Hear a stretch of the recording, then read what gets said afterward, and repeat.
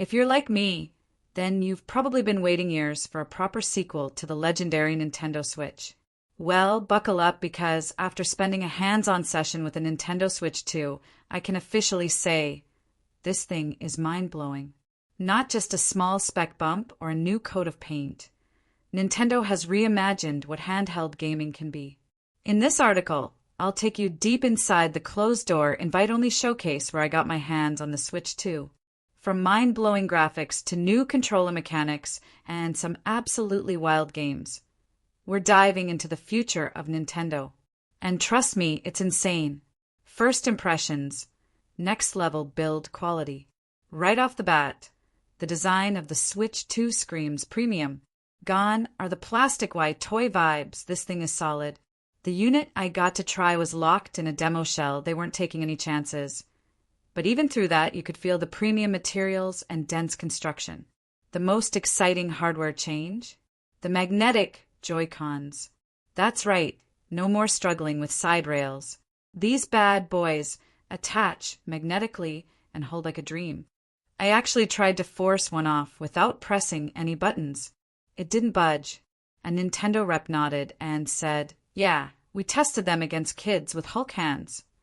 And it shows. And the screen? Massive. Edge-to-edge LCD with surprisingly vivid color and ultra-sharp resolution.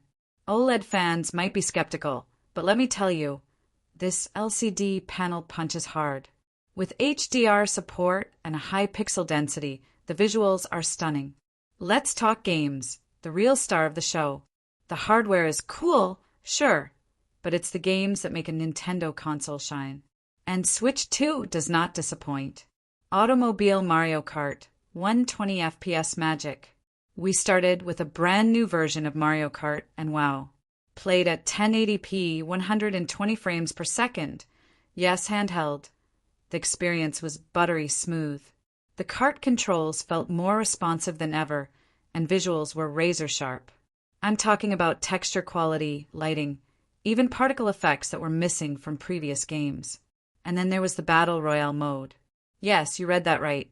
Nintendo's flagship racer is going full Fortnite. We were divided into two massive teams and thrown into a chaos-fueled 48-player showdown. Checkpoints, eliminations, high-speed insanity. It's easily one of the boldest moves Nintendo has made with the franchise. Imagine racing in a massive open-world map, checkpoint to checkpoint, where only the fastest survive. If you're not in the top 20, you're out. It's brutal, and it's brilliant. Controller evolution, the new Pro controller. Another surprising moment, getting to try the new Pro controller. At a glance, it looks a lot like the old one, but under the hood, it's a different beast. Improved haptics, Euro precision, and tighter analog sticks make this feel like the controller Nintendo always meant to make.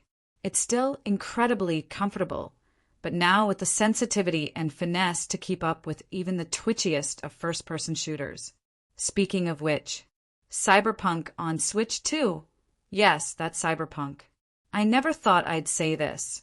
Cyberpunk 2077 plays on the Nintendo Switch 2, and it looks good.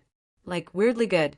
In a back room labeled Mature Gamers Only, I found a full build of Cyberpunk running directly on the new console. This wasn't a cloud version. It wasn't streamed. This was native gameplay, and it was running in two modes.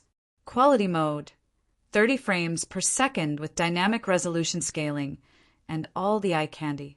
Performance mode, 40 frames per second with a sharper focus on frame rate and responsiveness. Now, 40 frames per second might sound odd, but let me tell you, it's the sweet spot. It's noticeably smoother than 30 and perfect for a handheld experience. On-screen, lighting, and shadows looked phenomenal. The biggest tell that this wasn't a next-gen console? Some slightly muddy hair textures. But other than that, near-console parity. Also, big shout-out to the CD Projekt Red team. They were there at the event, showing off the game themselves. They told me the entire 64 gigabytes cartridge includes the full game. No downloads required. Talk about commitment. The open-world shift in Mario Kart. Another huge shift in design philosophy.